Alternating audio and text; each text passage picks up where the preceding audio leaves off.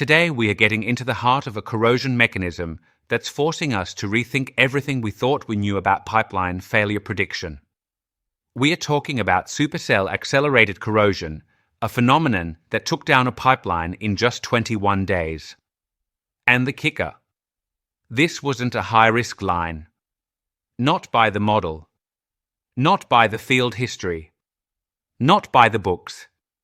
But when batch corrosion inhibitors meet suspended solids like biomass and sludge, it's not just corrosion, it's supercharged destruction. Let's walk through what happened. This was a short, low-risk gathering line tied to 4 Viking wells in East Central Alberta. It had been classified under TRIAGE as a Group 1 pipeline, very low internal corrosion risk. The kind of line you expect to last 50 years, even without aggressive mitigation. And for good reason. The system had no history of failure. Pigging was on schedule. The fluid chemistry was benign. Until it wasn't. Within 21 days of well startup, the pipeline failed. Initial assessments pointed to typical under-deposit corrosion from biomass ingress. That's a known hazard when solids like sludge settle out in low spots and create localized corrosion cells. Historically, that kind of failure accelerates the unmitigated corrosion rate by 50 times. But this wasn't 50. This was 250. The corrosion at the failure site wasn't just fast, it was catastrophic. Deep pitting right at the bottom of the pipe. External corrosion too, from highly reactive fluid escaping during the leak. The cause: a chemical cocktail nobody anticipated. Here's what really happened. Batch corrosion inhibitor was added to the line as part of routine field ops following startup. But the inhibitor didn't disperse into clean water.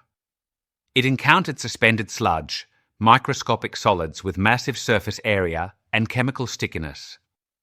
And when that inhibitor adsorbed onto the solid surfaces, it didn't protect. It amplified the hazard. The resulting complex, batch inhibitor plus biomass sludge, acted like a turbocharged corrosive agent. It clung to the pipe wall. It formed persistent under-deposit zones.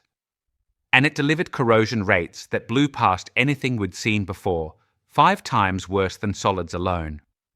This is the supercell effect. It's why this failure matters so much. It's not about a model misclassifying a line.